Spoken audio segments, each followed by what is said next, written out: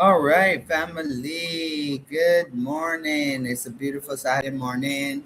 The storm did not hit, and we are at work. I already went through the market. It is beautiful, lively, and up and running. I got my Sarah C. I got some star fruit. I got avocados, mangoes, and I know a lot of people talk about fruit and how important they are. They're hydrating, they're alkalizing, they are um, full of antioxidants and nutrients and all this good stuff. But one thing I want to say before I get started in in talking about the fruit themselves is that there are different types of fruit. So you have non-sweet fruit, you have sweet fruit, you have fatty fruit. So avocado would be a fruit. Cucumber is a fruit. The fruit category is a lot bigger than you think. What's that other one that I like so much? It's good for your lymphatic system, help to bring down the blood sugars. Corilla or bitter melon, that's a fruit. So there are lots of different types of fruit, um, but we put some of them in the category of vegetables, and we don't even realize or talk about avocado like if it is a fruit, but it's a fatty fruit. Um, so all things that have seeds within it are considered a fruit. Um, I guess the exception would be um, what's it called now? Cause cashews, because the seed is on the outside, but it is still a fruit. All right, ackee is a fruit. Jamaica, ackee, Guinea, those things are fruits. All right. So a lot of times we have a lot of misconceptions or um, different ideas about fruit when it comes to its sugar levels, diabetes, weight gain, weight loss. A lot of times I know that my own clients are wondering because I take out a lot of the sweet fruit out of their diet, especially when they have cancer or diabetes. And that's because in your body, you're stacking or compounding the sugars and taking them all out, clearing the area, and then building back with clean living habits and then adding back in the fruit works a lot better than leaving the fruit and trying to get the blood sugar under control. Stop everything, do a nice cucumber based cleanse, um, get everything down, the sugars, the blood pressure, all of it, and then start from there. Okay, so um, fruits have sugar. Okay, um, a lot of people think they're bad sugars, but they're not bad sugars.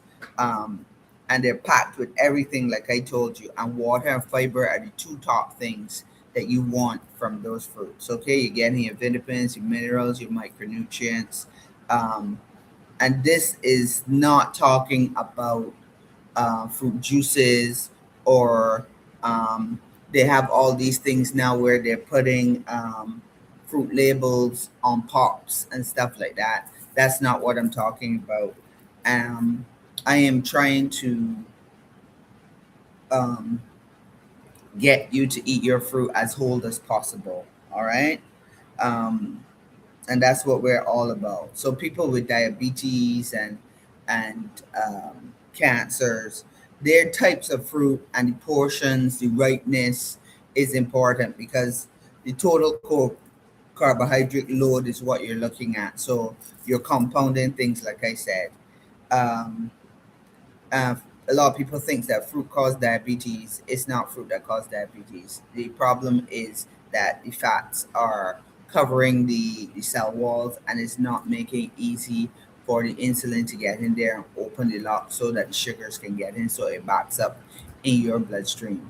So what you need to do is really cut down or out the fats and we usually cut out the sweet sugars, let your insulin resistance come back to a manageable level so that when you do eat a fruit, it doesn't go sky high. All right. And we also help you with the order in which you eat your food so it digests a lot better and it's easier for your body to assimilate as well as moving around after the meal makes it a lot easier. So we do put all those things in place to help you so that you get the best digestion from you, whether it's your fruits or your carbohydrates. All right. Now, another thing people think that fruits make you fat. Same concept with the same sugars. If you're walking around with your blood sugars too high and you're eating lots of fruit, then you're compounding the problem. But once you can get that all settled down, and we usually focus more on guavas, soursops, papaw, um, in helping with the digestion and using fruit with lower sugars, especially guavas at this season right now. Guavas would be the best berry to use. If you're looking at overseas fruit, it would be green apples and blackberries, blueberries, strawberries, that kind of thing. Um,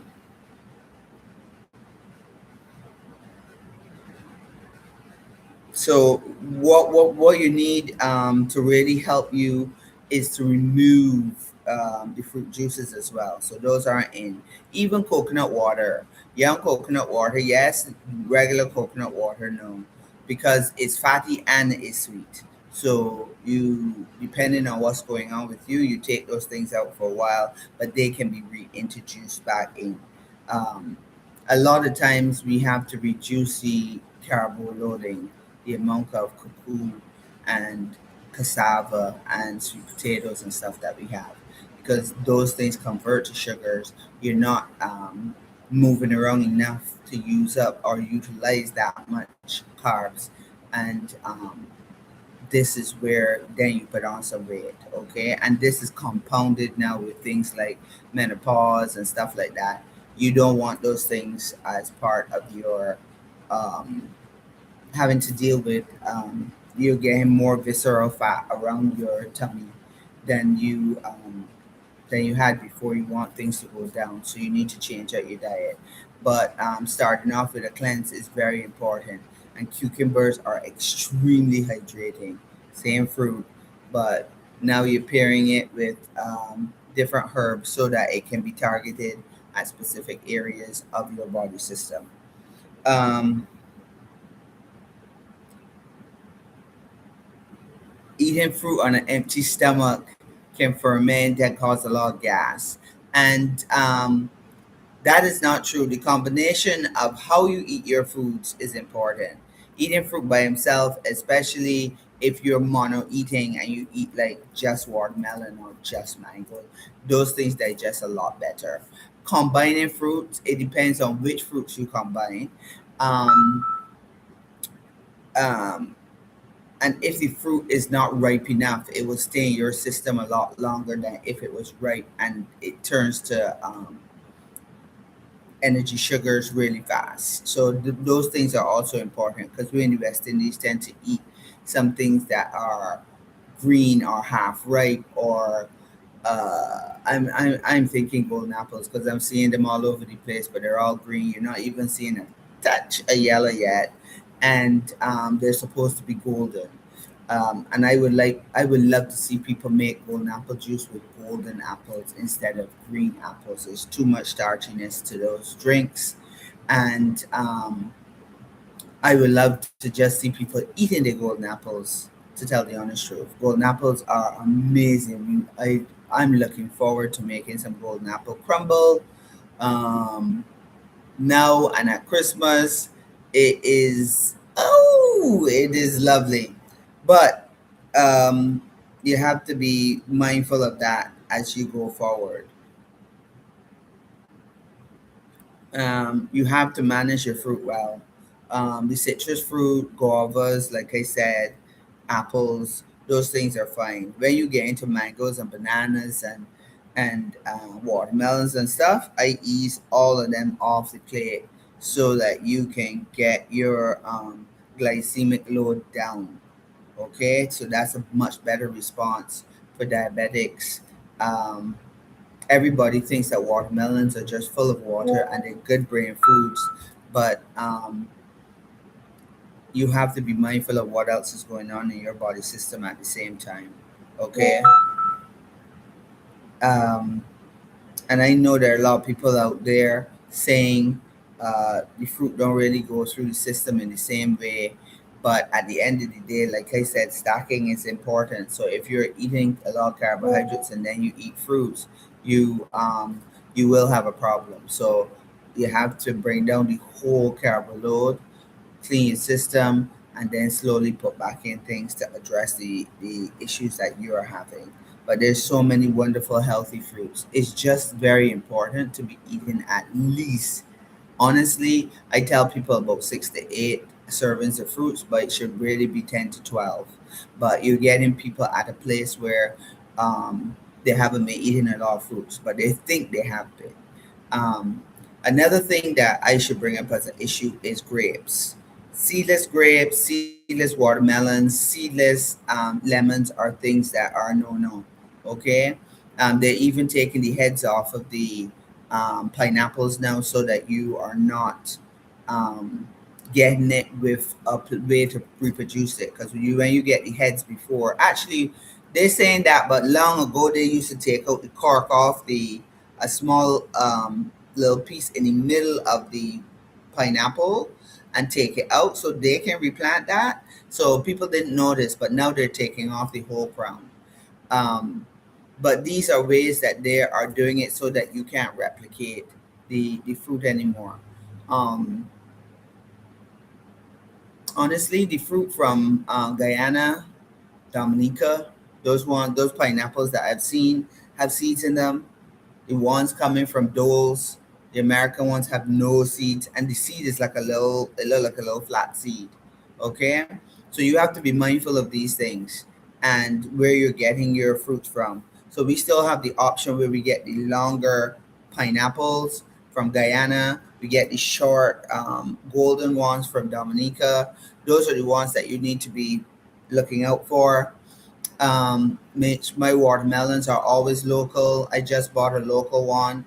Um, Local zucchini, local marrow, local finger squash. Guavas are in season. Mangoes are everywhere. Avocados are everywhere. And Monday, I thinking about stuffing, doing some chickpea tuna and stuffing the stuffing the avocados with a nice tuna paste, because I gonna do some a beautiful garlic tahini, and then I'm going to mix the chickpeas, put in some celery and onion and ting, and I can use some kelp so it has that ocean flavor, and I can stuff some avocados because the avocados are looking nice. And for some strange reason, right now, you're seeing a lot of Wilsons, which is the long neck avocados. I like to take the neck of those and make coins for my salads. But sour sops are still hanging around a little bit. They're not a lot. Breadfruit is another one that we need to utilize more. That is a natural bread, and in its ripe state, it gets white sweet, and you can use it in different stages. Make pizza crust, make tacos, make nachos. Um, I actually use it as the meal, or the you mix it up like a dough and add a few other things like flaxseed and um, psyllium husk and stuff, and dehydrate it and make a nice pizza crust. Um, it is very yummy, good for your tummy. Sometimes we even color them in different colors, beets, making it red or making it blue, and that kind of thing is fun. And the wide variety of fruits that are out there that we need to focus on is important, because we need our hydration. Structured water is in fruit. We need our fiber. We need those antioxidants. We need the phytochemicals. We need the minerals. I just yesterday got my hands on some um, Suriname cherries. Ooh, that. And the thing is, in a lot of herbal books, the older herbal books used to say that there was a time of the year where um, when the berries were in season. Is when you were being inoculated for the year, getting your vitamin C, getting your nutrients to really fight. And there's a lot of things going around right now. There's flus, there's a little bit of COVID raising its head. This is where I'm going to put on, now that we said, I'm going to put back on my cooker to boil, because we got reishi in there, we got fine thyme, we got blue butterfly pea flower, and some ginger, so that everybody can get a cup of tea today, because those things inoculate you. Getting your berries today, those things inoculate you. These things are important, and the season of it all is so important. These things come out at a certain time of the year for a reason. Just before rainy season, you get certain things. Just before the fall and it cools down in the north, you get certain things. And these things are very important, and you need to be mindful of them and make sure that you are walking through that market every week, so that you can see the seasons change and get the things to suit the seasons, because that's what your body needs. That's what the earth is producing. Pumpkin is a fruit, and I love doing a pumpkin groundnut soup. The two things come out pretty close to each other, and we make pumpkin groundnut soup for the fall. Um, but I'm trying to think of any other fruit that I am forgetting. Well, I thought I mentioned ackee, Jamaican ackee, and we have a fruit here that we call ackee, which a lot of people call guineps, and those are in season right now. Now they're everywhere as well. Plums are in. What do they call those plums? But they're small little plum that we have here that is very tasty. It has a big seed in it. Those are in season now as well. So these are the kind of things, the cherries and the plums and the guavas. Mm-mm. Those are ones giving you the nutrients that you need to fight off these things. And you have to put them now with the herbs. Get some cerasee. There's lots of cerasee in the market. Um, and those things will keep you righteous right through. You need to be able to have your little brews going at your home. Once you see the rains are coming in, mushrooms are also coming in. This is where you start collecting, go out foraging, get your mushrooms, do your microdosing, um, make sure that you are always upgrading and up leveling yourself, so that you can keep your energies high, because things are changing fast now. Okay, and the longer and the better you can focus on some cooked foods, eating all plant based, eating whole foods, eating live foods, and not cooking anything is better for you. Getting in your sprouts, especially broccoli sprouts, radish sprouts. I just talked about the chickpea. We do lentil sprouts as well. I feel like I didn't get sunflower this week, but green pea sprouts, sunflower sprouts. I mean, mung bean sprouts. That's the other one. Mung bean sprouts. We do a nice,